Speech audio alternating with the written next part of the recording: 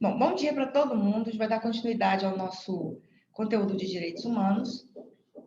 Estou fazendo aqui de casa, tá? A aula. A Rafaela me mandou uma mensagem. Estava saindo aqui, porque eu estou bem pertinho da Uni. Eu falei, não, vou fazer aula daqui e depois eu vou lá na Uni para pegar umas provas de monitoria. Aliás, alguém dessa sala fez prova de monitoria? Não. Acredito que não, professora. Não. Teve processo seletivo. Depois vocês olham, todo semestre tem, tá? É muito Teve bom. sim. Eu até cheguei a mandar no grupo para a turma, mas eu não sei, assim, não me. Se alguém fez, eu não fiquei sabendo, não. Tá. Eu tenho que ir lá buscar essas provas para encaminhar para correção. Vamos lá.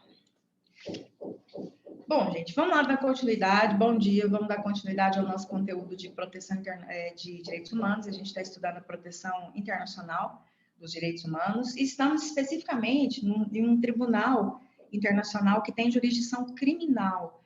É até aquele tribunal que eu sempre menciono com vocês, que é aquele tribunal que quando a gente estuda os tribunais de direitos humanos, tanto o sistema interamericano, como o sistema europeu, como o sistema africano de direitos humanos, até a própria Corte Internacional de Justiça, nós temos uma sensação de que esse tipo de responsabilidade não é suficiente. É como se nós esperássemos que alguma decisão internacional penal também tivesse que acontecer para que efetivamente a gente sempre vê o lado criminal como algo, né, em termos de responsabilização. Porque, na verdade, quando acontece uma violação de direitos humanos, crimes acontecem. Então, por que se leva o caso para um sistema regional de proteção aos direitos humanos para responsabilizar o Estado e até agora a gente não tinha visto um sistema internacional de proteção aos direitos humanos para responsabilizar as pessoas que cometem determinados crimes? Só que como nós vimos, até fazendo a retomada de conteúdo, como nós vimos na nossa última aula, o Tribunal Penal Internacional é uma jurisdição penal permanente que foi criada, por quê? Porque até então nós só tínhamos situações de tribunais de exceção. Então, os tribunais, eles eram criados para julgar determinados crimes. E depois que esses crimes esses acusados, eles eram julgados, o tribunal era extinto. Então, nós vimos o Tribunal de Nuremberg, nós vimos o Tribunal para Julgamento de Crimes do Extremo Oriente, nós vimos Tribunal para Ruanda, nós vimos Tribunal para Iugoslávia. Então, são tribunais que são montados para fazer o julgamento depois que os fatos acontecem e depois eles são desfeitos. E isso nós chamamos de tribunal ad hoc. A nossa Constituição Federal, ela veda a criação de tribunais de exceção dentro do Brasil. Então, existe uma vedação constitucional para a criação de tribunais de exceção no Brasil. Mas no cenário internacional, isso era muito comum. Mas tinha que ser, por quê? Porque até 98, nós não tínhamos um tribunal que permanente, ou seja, já existe um tribunal para fazer esses julgamentos. Então, vamos lá poder compreender a contextualização do Tribunal Penal Internacional. Em 1998, é publicado um tratado. Esse tratado se chama Estatuto de Roma, porque ele foi publicado em Roma. Então, nós temos aí uma publicação de um Estatuto de Roma, mas o Estatuto de Roma, que é o tratado, esse estatuto, ele cria o Tribunal Penal Internacional, ele prevê os crimes de competência do Tribunal Penal Internacional, ele prevê o funcionamento, como que funciona dentro de um Tribunal Penal Internacional, ele prevê as penas que são aplicadas, ele prevê o procedimento das ações. Então, é um estatuto, um tratado bem longo. Ele não é como outras leis internacionais, outros tratados, que são tratados mais curtos. Então, quando vocês pegam o Estatuto de Roma para fazer a leitura, a gente acha lá muitos artigos. Porque criar um tribunal, prever o funcionamento de um tribunal, prever os crimes, prever além dos crimes, o procedimento dentro do Tribunal Penal Internacional. Então, não é algo que é muito enxuto. Então, por isso que quando a gente faz a leitura do Estatuto de Roma, a gente fala, nossa, mas que lei grande, que tratado grande, ele precisa ser, porque tudo está concentrado dentro dele. Então, é um estatuto que cria o Tribunal Penal Internacional. Mas vamos compreender aqui algo que eu chamo de competência, assim, que eu digo em relação à doutrina, tá? Que nós chamamos de competência ratione temporis, que é a competência temporal do Tribunal Penal Internacional, ou seja, a partir de quando ele pode julgar crimes, porque ele foi criado pelo Estatuto de Roma em 98. Então, o que acontece? Nas provas, vocês têm que tomar cuidado, não digo só nas minhas, eu digo nas futuras provas que vocês vão fazer. Essa matéria de direitos humanos, vocês não vão ver mais no curso, na graduação de vocês, só no quarto período. Então, às vezes a gente pensa assim, eu estou no quarto período ainda, vou deixar para estudar lá para o sexto, sétimo. Vocês não vão ver esse conteúdo no sexto, sétimo, oitavo, nono, décimo, vai ver aqui. Depois vocês não vão ver mais sistemas regionais de proteção, Tribunal Penal Internacional. Por isso que é bom não deixar a coisa mais para o final. Eu tenho muito contato com os meninos do nono e décimo, que eu leciono a questão do processo civil para o final. Eles ficam apavorados. Nossa, professora, eu deixei para estudar agora, no último ano, deixei para estudar no sétimo, oitavo. Eu queria tanto ter começado lá atrás, exatamente nesse ponto que vocês estão. Eu sei que tem gente que já começou, mas se você não começou ainda, a gente não adianta. Nossa área realmente para tudo precisa de uma prova, né? A gente sempre fala disso. Então é bom que vocês já comecem a dar uma olhada aí. Em relação ao Tribunal Penal Internacional, sempre vejo algumas questões que dão uns pegas aí meio complicados. Vejam bem por quê. Nós temos o Estatuto de Roma, que foi publicado em 98. Então, o Estatuto de Roma é realmente de 1998, tá? Ele não é de 2002. O Estatuto de Roma é de 98. Só que ele tem um artigo que prevê o seguinte: esse estatuto só vai ter validade no cenário internacional, ou seja, o Tribunal Penal Internacional só vai poder funcionar, valer mesmo. A gente chama de vigor internacional. Entrar em vigor internacional. 60 dias após o 60º país ratificar o tratado, o Estatuto de Roma. Então, o que acontece? É um Estatuto de 98, mas só no ano de 2002, o 60º país ratificou o Estatuto de Roma. O que acontece quando um tratado ele é colocado no cenário internacional? Quando nós temos um tratado internacional. Acontece o seguinte: um país fica esperando o outro ratificar para ver se o tratado vai pegar. Como era algo ali criminal, ou seja, a responsabilização é para pessoas, os estados ficaram meio acuados e ficaram ali, vamos ver se esse sistema internacional vai vingar. Então, o próprio estatuto trouxe essa previsão. Depois de 60 dias após o 60º país ratificar, ele entra em vigor internacional, como se fosse uma condição. Ele não vai entrar em vigor se 13 países ratificassem, 20 países ratificassem, 60. Por que 60? Porque 120 participaram, pelo menos metade. Então tá, 120 estados participaram da elaboração do Estatuto de Roma. Da elaboração, não significa que eles ratificaram. Depois que 50% entrar, ele entra em vigor internacional. E ele entrou em vigor internacional em julho de 2002.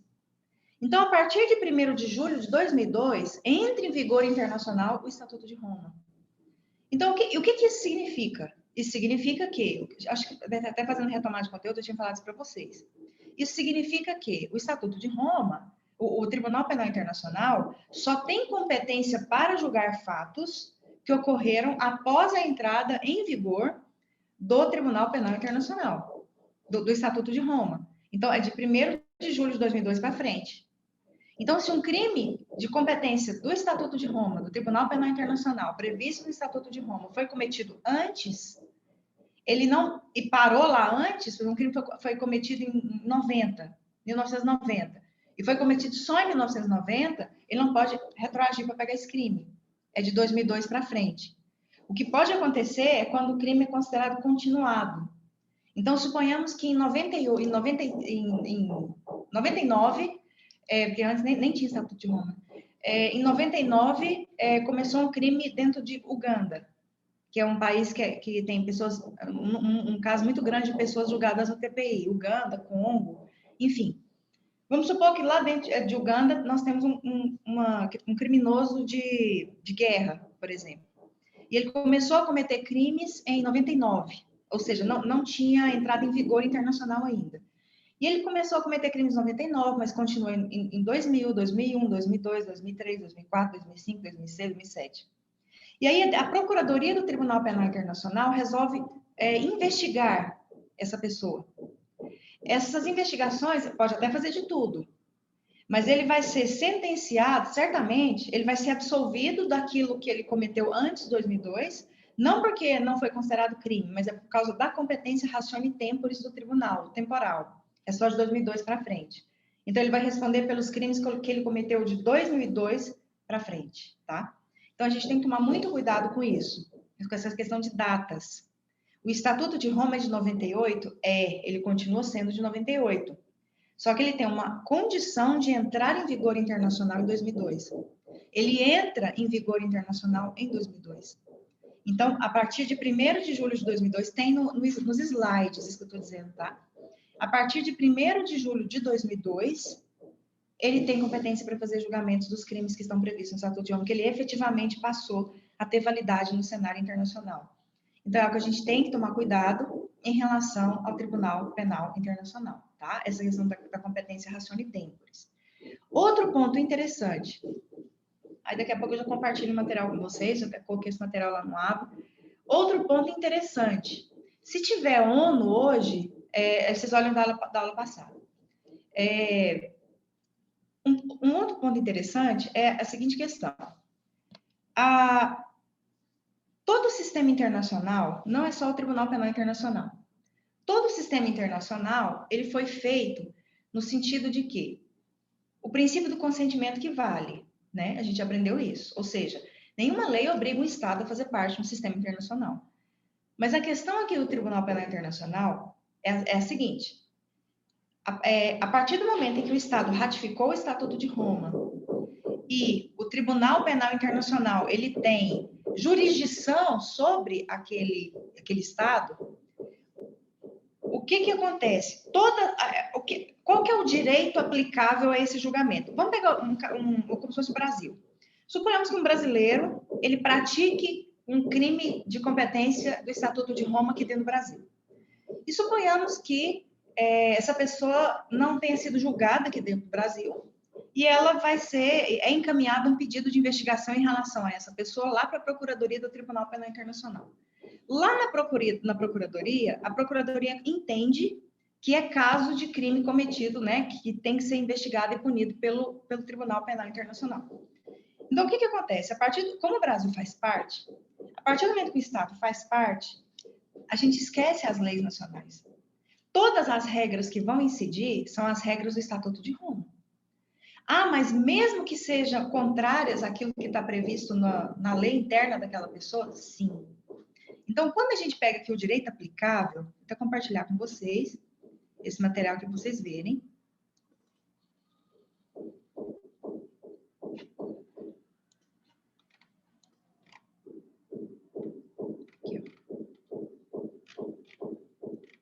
Aqui, é a questão do direito aplicável. Toda vez que uma pessoa está sendo julgada num determinado tribunal, o tribunal aplicará, em primeiro lugar, o estatuto. Então, as regras que vão prevalecer para esse julgamento é o Estatuto de Roma. Não é a lei nacional daquela pessoa, mas como que seria a lei nacional? Daqui a pouco eu vou dar 2 exemplos em casos que algumas pessoas, quando são condenadas no Estatuto pelo Tribunal Penal Internacional, que cometeram crimes, geralmente elas alegam para não cumprir, tá? Em primeiro lugar, o Estatuto. Em segundo lugar, se o Estatuto não tiver a previsão, outro tratado ou princípios de norma de direito internacional, ou seja, o direito nacional que nem aparece. O direito nacional só vai aparecer, o direito interno dessa pessoa, na falta do Estatuto e na falta de qualquer tratado internacional.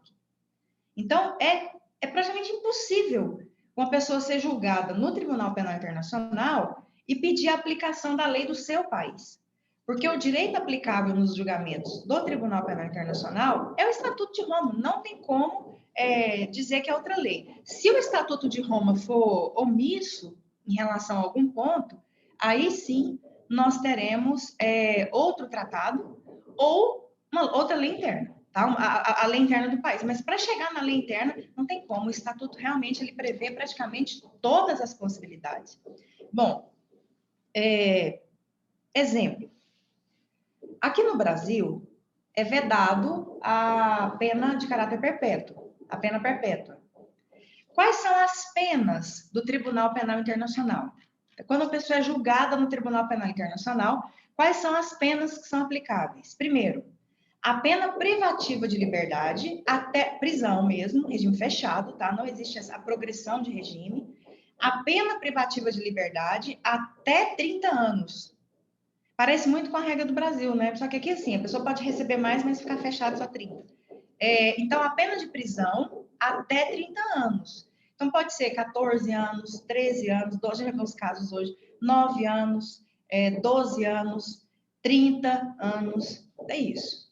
Mas se tiver um elevado grau de ilicitude, um elevado grau, uma gravidade muito grande do crime, nós temos aqui a possibilidade da pena perpétua. É possível a pena perpétua no Tribunal Penal Internacional. Você pode passar o resto da vida presa, tá? Não é possível a pena de morte. A pena de morte ela é contrária ao sistema internacional de direitos humanos. O sistema de direitos humanos não iria colocar a pena de morte no Tribunal Penal Internacional. Além da pena até 30 anos e a prisão perpétua, tem aquelas penalidades que parecem do direito penal nosso, né? Multas e vamos supor que aquele criminoso ele adquiriu muito bens, né, com os crimes que ele praticava, com valores que ele recebia em razão dos crimes que ele praticava. Então há a perda desses bens que foram adquiridos direto ou indiretamente, que são frutos desses crimes que ele praticava, tá?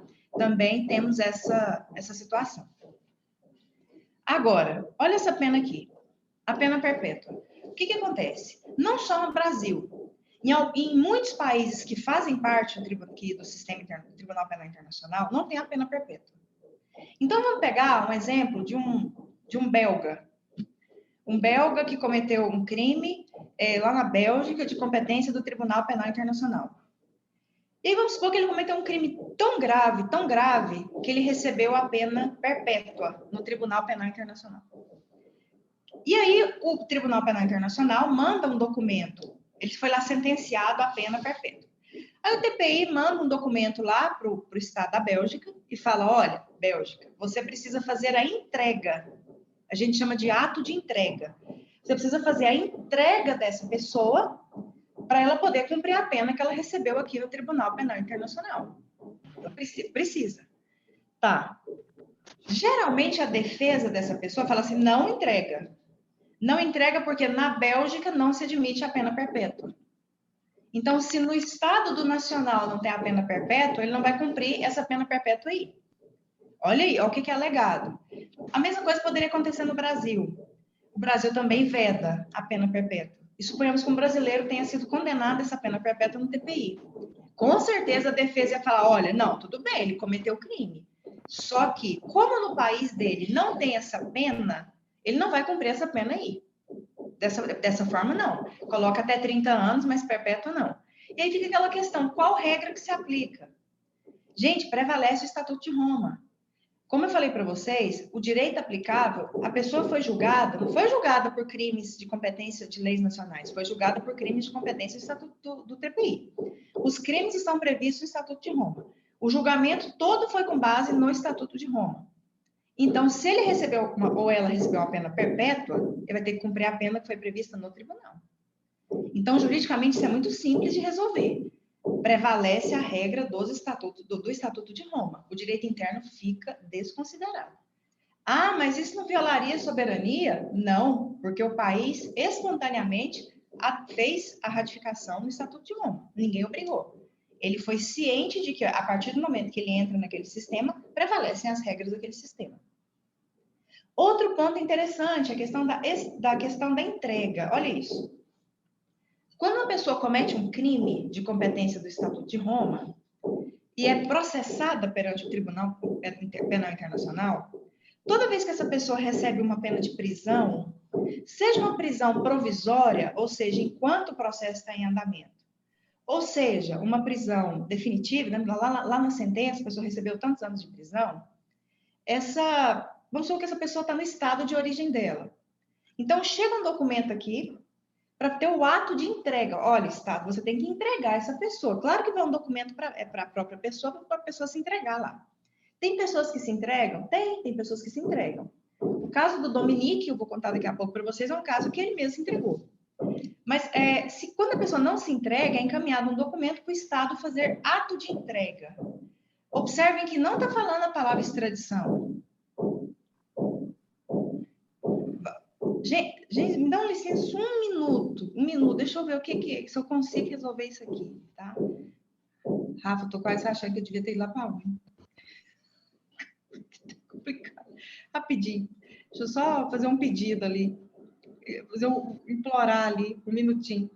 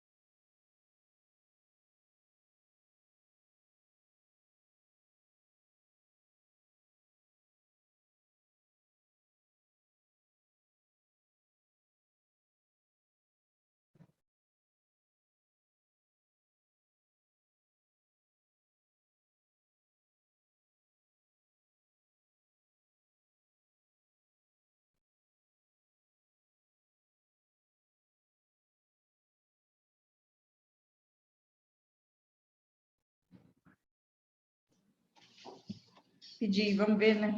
Estão arrancando um piso, parece. Bom, vamos lá, continuando. Então, vamos supor a situação, a questão, a gente fala muito em extradição. Observem que o Tribunal Penal Internacional, ele não fala, o Estatuto de Roma não fala em extradição, tá? Então, vamos supor que porque, olha só, gente, nós estamos falando de um tribunal que está lá na Holanda, e nós estamos falando de 123, 124 países que fazem parte desse tribunal. Aí o que acontece? Vamos supor que a questão geográfica às vezes fica até mais fácil, porque quando está mais perto do tribunal, é mais fácil até fazer a prisão dessa pessoa. Mas vamos supor que nós estamos falando da Argentina, do Paraguai, do Uruguai, do Brasil, do lado de cá. Não vou falar Estados Unidos, porque Estados Unidos não faz parte do Tribunal Penal Internacional. Então, vamos pegar uma situação de cá. Vamos supor que um brasileiro, uma brasileira, eles estão com mandado de prisão para ser cumprido pelo Tribunal Penal Internacional. Tá. Aqui, a gente tem que compreender que realmente a cooperação internacional ela é extremamente importante aqui. Por quê? A cooperação internacional, na verdade, é o ponto de efetividade do próprio Tribunal Penal Internacional. Porque o TPI, ele não tem polícia, como a gente já tinha falado. É aquilo que o Antônio Casselli chama de um tribunal sem braços e pernas. Ele é um grande tribunal, um gigante sem braços e pernas. Ele não tem uma polícia. Então, a investigação é solicitada pela Procuradoria, mas A gente sabe que uma investigação, para ser mais efetiva, ela tem que ser conduzida por uma estrutura policial. Agora, imagine um órgão pequeno, que é a Procuradoria, fazer uma investigação dentro de outro país. É muito complicado. E até mesmo, às vezes, a gente vê anos aí, uma ação dentro do Tribunal Penal Internacional, que é geralmente 4, 5 anos para finalizar, e aí quando a gente vê na sentença, está lá, condeno aquela pessoa a cumprir 30 anos de prisão. Essa pessoa está lá no estado de origem dela, porque ela não ficou presa provisoriamente. Então, como que pega essa pessoa, tá? Se ela não quer se apresentar espontaneamente? Então, a cooperação internacional ela é muito importante para a efetividade do tribunal. Então, o que acontece? Tem que ter o ato de entrega. E aqui a gente tem que fazer uma separação, uma distinção do que é ato de entrega para o que é a extradição. A extradição é o ato de entrega de uma pessoa para outro estado. O ato de entrega do tribunal é o ato de entrega mesmo de uma pessoa para o tribunal. Então, não confundam. Ah, professora, o fulano ele foi condenado por o caso lá de Uganda, né, que é um dos últimos.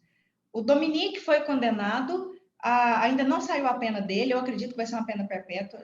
Dificilmente a gente vê pena perpétua, eu acredito que a dele vai ser. Vou apresentar o caso dele daqui a pouco para vocês. Porque na sentença do TPI, primeiro sai se a pessoa é absolvida ou culpada.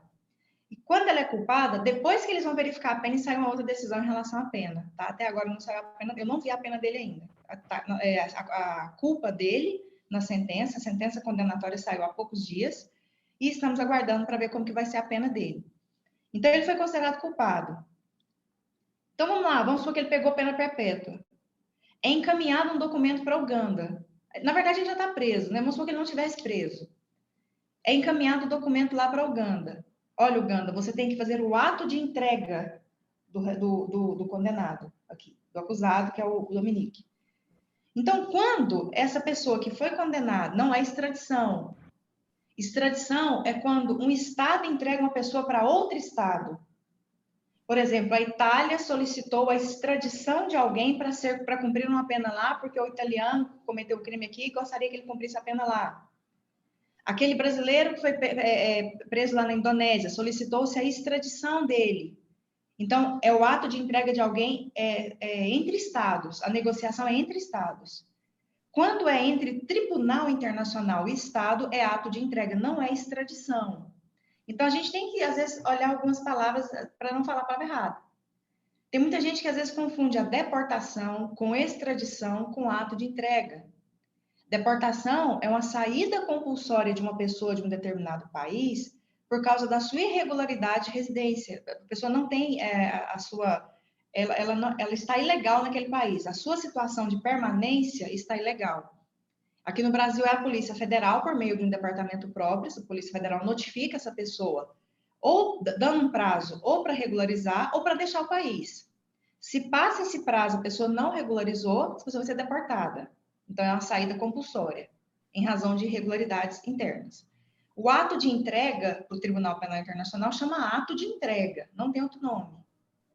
Não é extradição, porque a extradição é uma relação entre estados. Aqui é uma relação de estado com tribunal, tá? Então, não confundam. Então, o que acontece? Vamos supor que um brasileiro foi condenado a cumprir... Vamos pegar o caso de Uganda, recente. Vamos supor que lá que o Dominique foi condenado à pena perpétua e solicita o ato de entrega. E vamos supor que Uganda tem uma lei que preveja o seguinte: pessoas natas, com nacionalidade nata, não podem ser extraditados. Igual no Brasil. Brasileiros natos não podem ser extraditados. E queira usar essa regra. Olha, nós não vamos fazer o ato de entrega porque natos não podem ser extraditados, que não é extradição. Aqui é um ato de entrega. Então, vai prevalecer a regra do TPI. Tem que entregar. Então, por mais que a gente tenha algumas situações que são vedadas no país de origem dessa pessoa, sempre vai prevalecer a regra do Tribunal Penal Internacional. O problema aqui não é quando a pessoa que foi julgada é uma pessoa que não faz parte do governo, das Forças Armadas, ou não faz parte da política, enfim. O problema é quando a pessoa faz parte. Porque quando a pessoa não faz parte, vamos supor que dentro de um determinado estado, uma determinada pessoa esteja cometendo crimes de genocídio, crimes de guerra. E o próprio Estado entra em contato, porque o próprio Estado pode fazer isso. Olha. Quem que encaminha, né, para o tribunal? Como que o tribunal exerce a jurisdição? Ou porque um Estado parte apresentou um pedido para o procurador, ou porque o Conselho de Segurança da ONU apresentou. A gente vai estudar a ONU e vai ver que o Conselho de Segurança da ONU pode fazer isso. A ONU pediu. A gente está estudando aqui porque a gente está dentro da matéria, mas às vezes as pessoas falam a ONU solicitou isso, a ONU solicitou aquilo. Então, quando fala que é a ONU, é o Conselho de Segurança da ONU. Então, quando o Conselho de Segurança da ONU encaminha um documento, também pode ter uma ação. E quando a própria Procuradoria dá início ao inquérito. Ah, professora, mas onde entra aquela parte que nós podemos encaminhar pedidos? Nós encaminhamos pedidos para cá. Nós encaminhamos, relatamos o que está acontecendo. Por quê? Porque aqui, no caso da Procuradoria, dá início ao inquérito, mas nós podemos provocar a Procuradoria. Às vezes, a Procuradoria não tem conhecimento do que está acontecendo a um país que está a 3.000 quilômetros de distância. Não tem como saber. Então, é possível nós apresentarmos pedidos de investigação? É perfeitamente possível. E a própria Procuradoria de ofício pode dar início ao inquérito, que são as investigações antes de se tornar uma ação. Então, o Estado pode encaminhar. Isso acontece quando? Quando alguma pessoa dentro daquele país está cometendo crimes de genocídio, crimes de guerra, e o próprio Estado não tem estrutura para julgar essa pessoa. Foi o que aconteceu em Uganda. O Dominique, ele não era uma pessoa ligada ao governo, na verdade, era uma pessoa que se revolta, eles chamam de rebelde, né? Dentro do país, que fazia parte daqueles quartéis, né? De praticar crimes de guerra. E o próprio Estado da Uganda solicitou ao Tribunal Penal Internacional ações em relação a ele. Na verdade, ele acabou se entregando. Mas, assim, nesse caso, quando a pessoa não faz parte do governo, a cooperação é muito mais fácil, porque aí o Estado tem interesse na condenação dessa pessoa, que isso pare de acontecer dentro do Estado. O problema é quando é uma pessoa ligada ao governo. Aí fica um pouco mais difícil, porque se uma pessoa que está cometendo esses crimes está ligada a um determinado governo, e vou dar o exemplo da questão da Palestina, tá? Que está acontecendo recentemente no Tribunal Penal Internacional. Quando ela está ligada ao governo, e o Tribunal Penal Internacional solicita o apoio da polícia, das investigações, a coisa não acontece. Porque não existe a mínima vontade do Estado que isso aconteça, porque geralmente é uma pessoa ligada ao governo. Então, nós temos dois cenários aqui. Quando a pessoa que está sendo investigada e vai ser processada não está ligada aos poderes, e quando ela está. Quando ela está ligada, a cooperação internacional é mais difícil, fica muito mais complicado ter uma efetividade na sentença. Pode até ter a sentença, mas aí a pessoa se esconde, o Estado acaba informando que não tem notícia do paradeiro, mas tem. Então, fica toda uma situação ali mais complicada de cumprir as decisões do TPI. Qual foi o último posicionamento bem mais recente no Tribunal Penal Internacional? Foi o posicionamento que a Procuradoria já está abrindo inquérito para apurar os crimes que estão acontecendo, que vêm acontecendo há anos e estão acontecendo dentro da Palestina. Então, pela primeira vez, nós estamos vendo o Tribunal Penal Internacional agir em relação aos crimes que ocorrem dentro da Palestina. Quando houve o pronunciamento da Procuradoria, alguns militares e políticos israelenses também se manifestaram, deram uma resposta e falaram: vocês não vão investigar. Você é Procuradoria, Tribunal Penal, você não vai fazer nada aqui. Por que você não vai fazer nada? Primeiro que a Palestina não é um Estado independente, porque eles entendem que ela não é um Estado independente, é o domínio deles. Algumas tropas israelenses não deixam, né? Acham que a Palestina não é um Estado independente, mas é. E aí vocês não vão investigar, vocês não vão fazer nada aqui, não vão deixar vocês fazer nada. Então a gente já viu uma sinalização de que não vai ter uma cooperação. Não vai existir essa cooperação. Então vai ser muito difícil. É impossível? Não. Mas eles vão dificultar ao máximo as ações do Tribunal Penal Internacional dentro da Palestina. Mas esse grupo de militares e alguns políticos israelenses que já falaram que não vai acontecer nada lá, que o TPI não vai fazer nada lá. E a procuradora enfrentou e falou: vou sim, eu vou fazer. Aliás, A Palestina é um Estado independente e ratificou o Estatuto de Roma em 2015. Então, nós temos jurisdição dentro da Palestina. E nós vamos investigar, sim, vamos processar e punir quem for responsável pelos crimes que estão acontecendo dentro da Palestina. Então, já está uma briga terrível. O negócio, antes de começar, em fase de inquérito, está uma briga terrível. Vocês acham que vão facilitar? A polícia de lá vai querer cooperar? Não vai.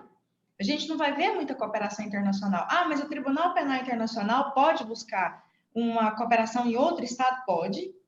Se o TPI tem uma boa relação com outro estado próximo, ele pode usar o policiamento para ir lá para a Palestina para investigar isso aí. Claro que vão dificultar ao máximo, mas a única saída vai ter que ser fazer isso.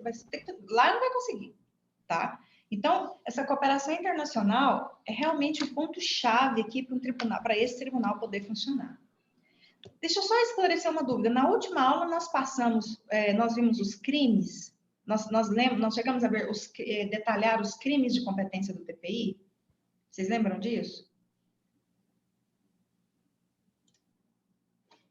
Vimos, né?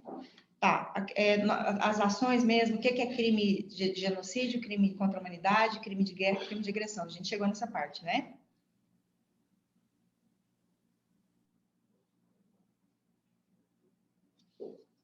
Yes? Sim? Chegamos sim. Tá, então vocês sabem que existem aquelas 4 categorias de crimes, vimos mais ou menos o que são, vimos também que esses crimes se assemelham muito, né? Às vezes, na prática, a gente pega uma determinada situação que a gente pensa, nossa, professor, mas ao mesmo tempo que isso aqui é crime de genocídio, isso é crime contra a humanidade. Isso pode acontecer. Então, a pessoa vai responder tanto por crime de genocídio como crime contra a humanidade. Então, vai pesar onde? Vai pesar na pena. A dosagem vai ser na pena. Ou seja, o fato é tão grave que, além de genocídio, isso aqui também configura crime contra a humanidade. Tem determinados fatos que acontecem que configuram os 4, que ao mesmo tempo a pessoa é responsável por crimes de agressão, é responsável por crimes de guerra, isso é crime de genocídio e crimes contra a humanidade. Geralmente, a pessoa é responsável por um conjunto de crimes. Tá? Então, só voltando aqui, a gente viu aquilo ali, vamos seguir. O direito aplicável, algumas questões. Bom, antes de entrar nessa questão dos vencimentos, como que funciona, então, esse processo? O que acontece? Independente se foi o Estado que encaminhou um pedido para investigar alguém, independente se foi o Conselho de Segurança da ONU, ou se a própria Procuradoria iniciou esse inquérito de ofício, ou mediante requerimento de qualquer pessoa que faça parte de um Estado que faz parte do Tribunal Penal Internacional e solicitou um pedido de investigação da Procuradoria, independente da forma, é iniciado por meio de um inquérito. Então, abre-se um inquérito para investigar esses crimes. Precisa de uma investigação para poder se chegar a uma ação. Aqui precisa dessa investigação. Essa investigação vai acontecer por meio da cooperação internacional, porque o tribunal não tem polícia. Então, a Procuradoria solicita a cooperação internacional daquele Estado. Se o Estado se recusa, a Procuradoria busca em outros estados essa cooperação internacional de policiamento para poder fazer essas investigações. Fez o inquérito. Se a Procuradoria entende que é caso de prisão provisória daquela pessoa, pela periculosidade dos crimes, ou porque essa pessoa pode ficar foragida, enfim, a Procuradoria solicita para os juízes, existe uma composição de 18 juízes, nós vimos, esses 18 juízes se organizam dentro do Tribunal Penal Internacional.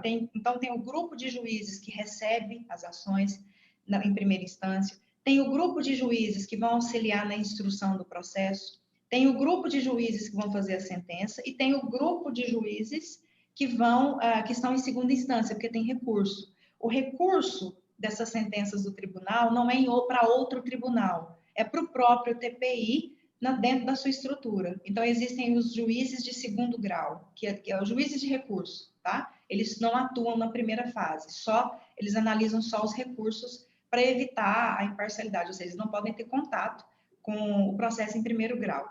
Então, existe uma organização entre os juízes, a Procuradoria solicita para esse grupo de juízes que vai receber a ação, olha, precisa de um mandado de prisão. Parece muito aqui, né? O Ministério Público pedindo a prisão preventiva de alguém, aí o juiz vai, emite, né, dá a decisão, tem um mandado de prisão, lá é igual, é bem semelhante.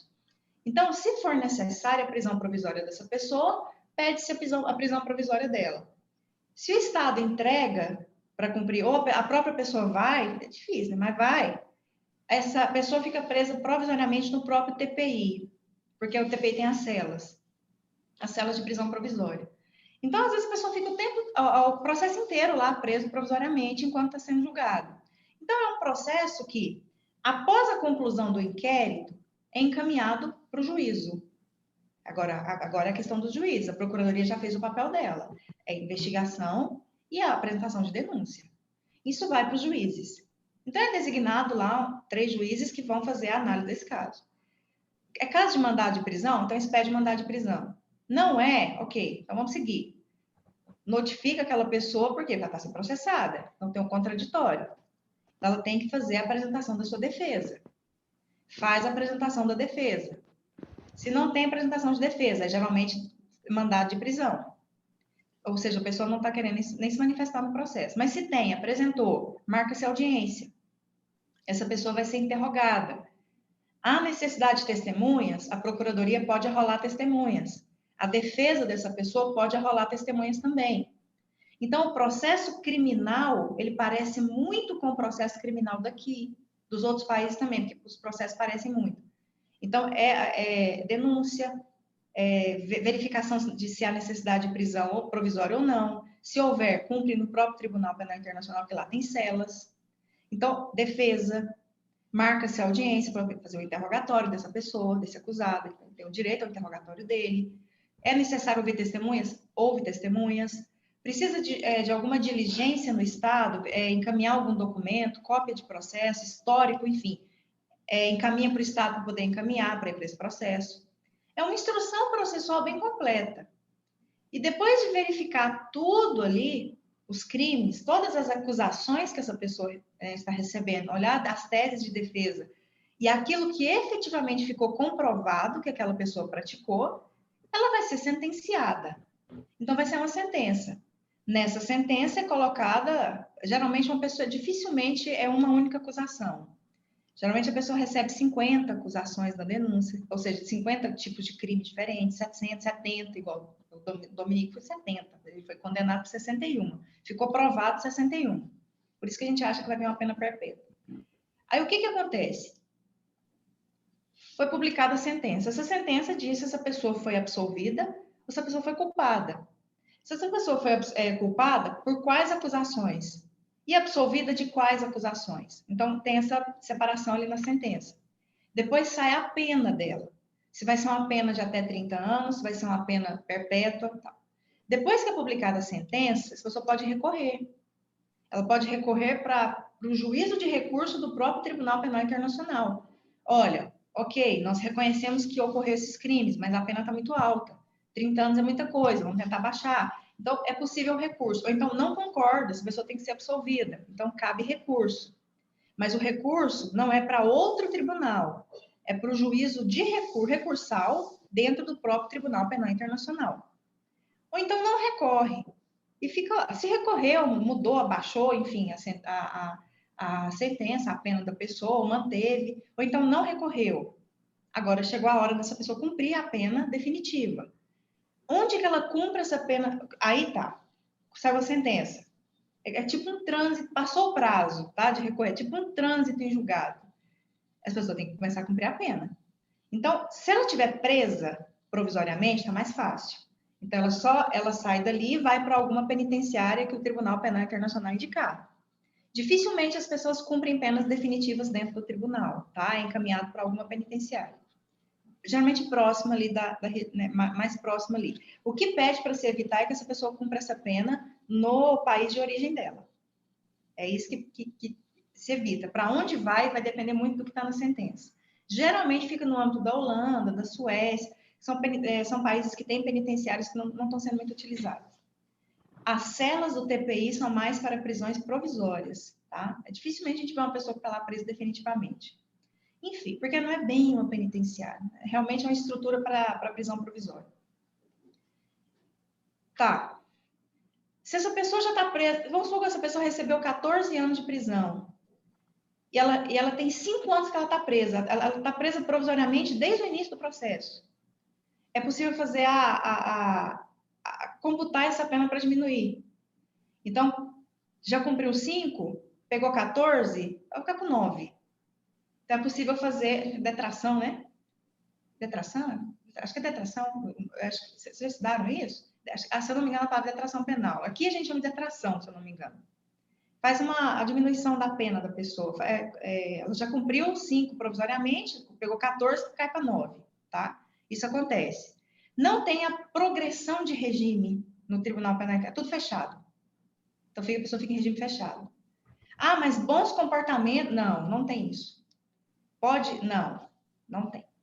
Pegou aquele tempo ali, é aquele tempo ali fechado. Ok. Em relação agora vamos pegar aqui, porque existe todo um... como nós estudamos o Tribunal Penal Internacional, um tribunal independente. Quando a gente estudou que o Tribunal Penal Internacional é um tribunal penal independente, nós estudamos que é um tribunal que não é ligado à Organização das Nações Unidas, ele não é um órgão das Nações Unidas, tá? Da ONU. Então, ele tem orçamento próprio. Da mesma forma, e quem custeia as despesas do TPI? Os estados que fazem parte. Então, da mesma forma que o Estado tem um valor que é destinado para a ONU, se esse Estado faz parte do TPI, ele também tem um valor que vai ser destinado para o TPI. Então, a gente pensa assim, professora, tem vencimento, esses juízes ganham, procuradores ganham, todo mundo ganha, gente. As pessoas trabalham ali. Então, todo mundo ganha, tá? Então, isso tira do próprio orçamento. Se eu não me engano, o Brasil mandava 90 mil por ano para o TPI.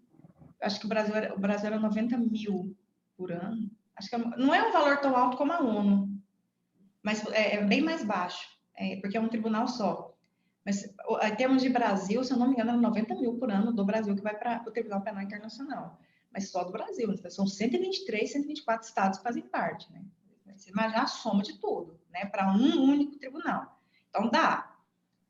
Qual que é o vencimento? Não sei se vocês têm conhecimento. É mais ou menos... Eu não sei quem estava comigo, não. A gente, não sei se a gente conversou isso na sala. Quem estava na sala de aula comigo na aula passada, a gente até conversou sobre isso. Não sei se a gente chegou a conversar sobre isso. Se foi nessa turma que a gente saiu conversando sobre isso, ou se foi lá no RI. Mas é mais ou menos... Eu acho que foi, a gente estava conversando sobre isso. Mais ou menos 15 mil dólares. Antes a gente fazia um cálculo diferente, né? Hoje, com o dólar na cotação, eu digo, se a gente for fazer a conversão, se tiver um brasileiro lá, porque já teve juíza, né? Brasileira. Já teve brasileiro lá. Na verdade, brasileira. Já teve uma juíza brasileira no Tribunal Penal Internacional, a doutora Silvia. Nós já tivemos uma brasileira lá. O mandato dela já foi encerrado. Se eu não me engano, é 15 mil dólares por mês. Porque na CIJ, na Corte Internacional de Justiça, o vencimento é 18.500 dólares por mês. É um pouco menos que a CIJ, eu acho que é 15 mil dólares por mês. Aí, fazendo conversão para cada país, vocês podem ter uma noção. Mais ou menos, se for um juiz brasileiro, quanto essa pessoa ganha lá, depende da cotação do dólar. Se fizer a conversão, aí vocês já fizeram a conta na cabeça de vocês aí. Não é pouca coisa, não, tá? Parece assim, nossa, mas 15 mil dólares em dólares ali para a região, né? É mais ou menos o valor, mas quando você faz a conversão, se for um brasileiro, muda muito. Por exemplo, se for uma pessoa que é peso na Argentina, um juiz argentino que ganha aqui, faça a conversão para o peso, tá, o tanto que o negócio vai render, né? Enfim, é mais ou menos isso, tá? Então, tem vencimento, tem subsídio, isso é estabelecido na própria Assembleia do Tribunal Penal Internacional, então tem sim valores que são pagos para as pessoas que trabalham lá. Como eu falei para vocês, existe uma obrigação geral de cooperar, é a cooperação internacional. A cooperação internacional é fundamental para se garantir a efetividade, tá? A gente já fez a diferença de entrega e extradição. Queria mostrar alguns casos para vocês. Olha só. O primeiro caso que foi julgado pelo Tribunal Penal Internacional, a gente sempre marca o primeiro caso é marcante, né? É o caso do Lubanga, tá? Então, o caso do Tomás Lubanga, ele é um ex-líder rebelde, né? Que praticou vários crimes dentro da República Democrática do Congo. Como eu falei para vocês, o Congo e Uganda é um negócio impressionante ali dentro do TPI. E o que ele fazia? Acho que nós chegamos a falar do Lubanga. Ele recrutava crianças para os quartéis que seriam treinadas para se tornar soldados de guerra, né, no exército que ele estava querendo criar. Então, os meninos eram sedados e treinados. A gente chama de criança-soldado. Vocês devem ter visto alguma reportagem, esses quartéis que são em alguns lugares do mundo, com crianças sendo sedadas e treinadas para serem soldados de guerra. E as meninas eram utilizadas como escravas sexuais dos chefes desses quartéis. Então, meninas de 9, 10, 11, é muita gente. E aí, o que aconteceu? Ele foi... O próprio estado do Congo encaminhou o caso para o TPI, pedindo, pelo amor de Deus, agora que existe isso aí, tem que tomar uma providência em relação ao Lubanga aqui dentro do Congo. O negócio está feio. E nós não temos estrutura para julgá-lo. Então, o próprio Estado entrou em contato com o Tribunal Penal Internacional e ele foi condenado a 14 anos de prisão. Outro caso também do Katanga, também dentro da República Democrática do Congo. Então, ele foi acusado de crimes de guerra, crimes contra a humanidade, ficou comprovado. Olha aqui, 200 pessoas, né? 12 anos de prisão. Muita gente criticou muito essas penas, tá? O Bosco, também no Congo, ele foi acusado de crimes de guerra, crimes contra a humanidade, e aqui, olha aqui, entre 2002 e 2003, 30 anos de prisão. Esse caso aqui é um caso de uma pessoa ligada ao grupo Al-Qaeda. Teve uma pessoa que foi condenada. Então, aqui ele foi preso porque ele estava envolvido com destruição de santuários sagrados, né? Enfim, em algumas regiões. E ele cometeu crimes contra a humanidade também, né? Principalmente em crime de guerra. E aí ele pegou 9, tá? Mas aí, aqui teve um caso de uma pessoa que foi condenada ao grupo, ligado ao grupo Al-Qaeda. O caso do Dominique, como eu falei para vocês, esse é o caso mais recente. O Dominique, ele foi acusado, do Congo, tá? Tá aqui? Não, de Uganda, tá aqui. Porque olha só, o caso do Dominique é um caso... vocês viram lá que o Lubanga, quando ele foi condenado porque ele tinha quartéis, que ele recrutava crianças para poder se tornar criança soldado. O que acontece? O Dominique se tornou uma criança soldado. Então, o Dominique veio de quartéis, que ele era sedado, que ele era treinado para matar, para fazer guerra. Só que em Ubanga, porque o Ubanga também tinha. Em Uganda, desculpa. E o que aconteceu? Aconteceu que o Dominique se tornou uma pessoa adulta, ele cresceu dentro desses quartéis e realmente cumpriu aquilo que ele foi treinado para fazer. E aí, o que acontece? Ele cometeu tantos crimes dentro de Uganda que ele foi acusado de 70 crimes de guerra. Ou seja, o quartel lá funcionou, né? De onde ele veio. E aí, a própria Uganda entrou em contato com o Tribunal Penal Internacional, pelo amor de Deus, ele criou um exército próprio aqui. Ele chama Exército de Resistência do Senhor. Então, no interrogatório dele, eu até vi o interrogatório dele, o Facebook sempre transmite, viu, os julgamentos. O Instagram não, o Instagram divulga mais imagens. O Facebook, quando tem alguma coisa acontecendo, eles colocam um vídeo lá, a live do julgamento. Eu até tinha visto o caso do interrogatório dele. Ele sempre, toda vez que a procuradora fazia uma pergunta para ele poder responder, ele falava assim: eu agi em nome do Senhor. Eu agi em nome do Senhor. Eu matei todas essas pessoas em nome do Senhor. Ele sempre usava essa palavra no final do interrogatório dele. Aí, o que os advogados, eram quatro advogados, alegaram? Que esse exército que ele servia, esses quartéis, afetou a saúde mental e a capacidade de tomar decisões independentes. Ele não tinha... ele perdeu a sanidade mental dele, porque isso foi retirado nesses quartéis, e essa foi a defesa dele. Aí a procuradoria entendeu que, olha, nós entendemos que ele foi vítima de um sistema quando era criança, mas ele está adulto. Nós não vamos considerar isso. Então, ele vai ser culpado. Das 70, está provado 61. Então, ele vai ser condenado com base nessas 61. Ele está preso. Ele se entregou. Então, ele está preso, já tem um tempinho que ele está preso, e aí eu acredito que o que vai acontecer é que ele vai pegar prisão perpétua. A gente acha, ou 30 anos, que é o máximo, ou prisão perpétua, em razão da grande quantidade de crimes que houve aqui, ainda não saiu. Então, esse foi um dos últimos casos, tá? Que foi julgado pelo Tribunal Penal Internacional. A gente vai nos casos mesmos, que não são casos que estão na Procuradoria sendo investigados, são casos que já finalizaram, que foram finalizados. O ecocídio no Tribunal Penal Internacional. O que é isso, ecocídio? Gente, em 2015, aconteceu a Conferência das Partes. O que é a Conferência das Partes? É um evento ambiental, tá? E aqui agora a gente vai entrar num ponto bem polêmico da matéria. Aconteceu a COP, não sei se vocês ouviram falar, COP 21, COP 22, COP 23, COP 24. Se vocês não ouviram falar, depois vocês deem uma olhada, chama COP, a Conferência das Partes. A gente não fala mais em protocolo de Kyoto, por questão climática, ambiental, a gente fala de COP agora. Então, nós tivemos em 2015 a COP 21. E no contexto da COP, olha a polêmica, tá? Vocês também deem a opinião de vocês em relação a isso.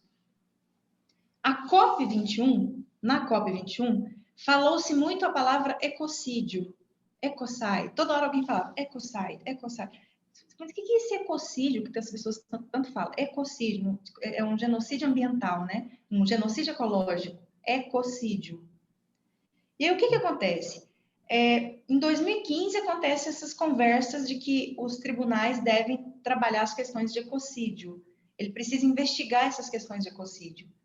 E aí o Tribunal Penal Internacional, em 2016, a Procuradoria do Tribunal publica um documento e fala: nós temos competência para julgar ecocídio. Povo do céu, esse trem quando saiu, imaginem os criminalistas internacionais lendo isso. Porque o que acontece? Quando a gente fez a leitura lá do que é crime de competência do TPI, a gente não viu nada ambiental. Nada. Lá não tem nada envolvendo meio ambiente. E a questão do penal é muito, muito particular. Por quê? Porque as pessoas só podem ser responsabilizadas por crimes que estejam previstos, né? A conduta tem que estar descrita em lei. Então, no Estatuto de Roma, a gente não consegue encontrar um crime de ecocídio.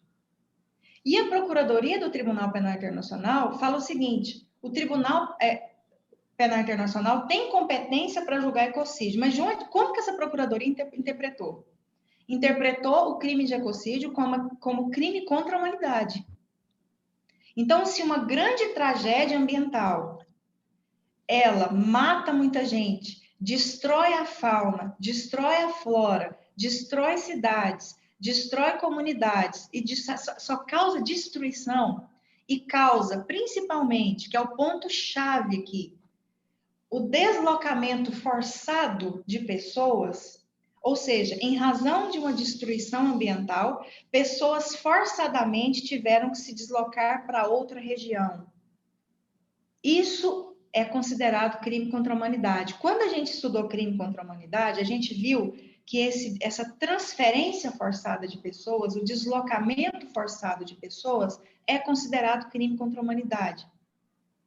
Então, os ambientalistas pensaram o seguinte: se uma tragédia ambiental, além das mortes e da destruição, por culpa de alguém, causa essa transferência forçada de pessoas e esse deslocamento forçado de pessoas, por quê? Porque os seus locais foram destruídos, ou porque alguém está entrando naquele local ali para fazer uma ocupação, e essas pessoas estão sendo expulsas dessas terras, igual aconteceu no caso de um advogado que conseguiu fazer com que o Tribunal Penal Internacional investigasse uma questão de ecocídio. Já existe um precedente aí de se investigar questões de ecocídio, tá? Esse negócio, acho que é Uganda. Não, no Camboja. Ele conseguiu. Um programa de grilagem de terras que teve o deslocamento forçado de pessoas no Camboja. Então, ele conseguiu colocar isso dentro do Tribunal Penal Internacional. Gente, isso dá uma polêmica muito grande. Aqui na sala vai ter uma divisão. Vocês já estudaram penal. E vocês, quando estudaram penal, vocês vão se lembrar que para uma pessoa ser responsabilizada criminalmente, essa conduta tem que estar descrita, né? A conduta criminosa tem que estar descrita. O ecocídio não tem, tá? Ecocídio não tem. Mas o que o tribunal quis dizer? Se o ecocídio é crime contra a humanidade, se dentro desse contexto das tragédias ambientais, essas ações de crime contra a humanidade acontecem, então nós temos a possibilidade de investigar e punir essas pessoas. É aí, mas onde que a gente está querendo chegar? Nas grandes tragédias ambientais. Pessoas responsáveis por grandes tragédias ambientais. Aqui no Brasil, nós podemos pegar aqui duas mais recentes. Exatamente. A Rafaela, ali pela movimentação labial, deu para ver. A tragédia de Mariana e a tragédia de Brumadinho. Ambas nós tivemos mortes, destruição e tivemos o ponto-chave, que é a transferência forçada de pessoas, o deslocamento forçado dessas pessoas. Isso já está em andamento no Tribunal Penal Internacional? Está. Professora? Pode falar. A situação da Amazônia, tanto que é recorrente, quanto essa última que teve, que foi muito forte, que não se sabe, pelo menos até onde eu tinha visto, não se tinha confirmação de quem realmente começou a queimar e tudo. Essa questão da Amazônia fica onde nesse caso? Olha, algumas pessoas que atuam na área entendem que também seria ecocídio. Que também poderia, a partir do momento em que, porque é muito difícil encaixar a situação como crime contra a humanidade. Como que encaixaria como crime? É você tentar encaixar. Lembra que eu falei para vocês, se vocês têm dúvida se um crime é de competência do TPI, tem que pegar o Estatuto de Roma e ver quais condutas se encaixam naqueles crimes. Crime de agressão e crime de guerra a gente descarta, porque não é caso de não existe um conflito de guerra aqui. Tá, então a gente tem que ver se é genocídio ou crime contra a humanidade. Genocídio não é aqui. Então você vê ali, nessa situação queimada, não. Tem caso de genocídio quando o quê? Uma pessoa entra numa determinada comunidade indígena, por exemplo, e mata todo mundo. Ali é genocídio. Agora, você está falando especificamente da destruição da área. Quando acontece uma queimada, naquela proporção, pessoas forçadamente precisam se deslocar da região. Então, se isso fica comprovado, essa transferência forçada de pessoas, esse deslocamento, o TPI entende que há crime contra a humanidade, porque é considerado pelo Estatuto de Roma. Então, assim, eu não sei te afirmar se essa questão está lá, eu sei te afirmar que Mariana está lá, na Procuradoria já, Mariana e Brumadinho. Eu não sei te falar se alguém encaminhou. A pessoa encaminha. Vamos supor que você, se quiser fazer hoje uma petição, você faz uma petição para fazer o encaminhamento, tá? Desse caso. Você pode narrar aí e fazer. Encaminhar e deixa a Procuradoria ver se realmente, mas eu acho difícil que ter uma cooperação internacional para investigar lá. Vai ter que pedir ajuda de alguém para entrar lá para ver o que está acontecendo. Enfim. Realmente. Não sei se nós vamos ter cooperação. Mas, assim, eu não sei te afirmar se a questão das queimadas estão lá no Tribunal Penal Internacional, tá? Então, gente, é muito subjetivo. Encaminha, quem tem interesse em encaminhar, encaminha, né, para ver. Então, aqui a gente fecha Tribunal Penal Internacional. Já vimos a questão da pena perpétua em razão do Brasil, tá? A pena perpétua porque não é possível, lá é possível. Se um brasileiro recebe lá, tem que cumprir, porque o que vai prevalecer é o que está lá. Vimos também a questão da Palestina, tá? Isso aqui é só para atualizar vocês do que está acontecendo. Vimos a questão do ecocídio no Tribunal Penal Internacional. Se alguém tiver interesse nessa área especificamente, a gente consegue ouvir, na verdade, a gente consegue ver e ouvir. Acho que dá para a gente fazer isso aqui agora, porque... Deixa eu só ver se ficou alguma dúvida em relação ao Tribunal Penal Internacional. Vamos ver aqui. Pessoal, tem alguma dúvida em TPI?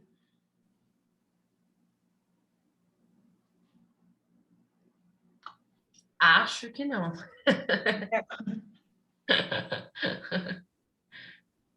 Nenhuma dúvida, tá? Deu para compreender bem. É um dos tribunais mais, assim, com conteúdo mais denso, tá? Que a gente estuda é o Tribunal Penal Internacional. Mas a gente está aqui há 2 aulas já falando. Ficou alguma dúvida em Tribunal Penal Internacional?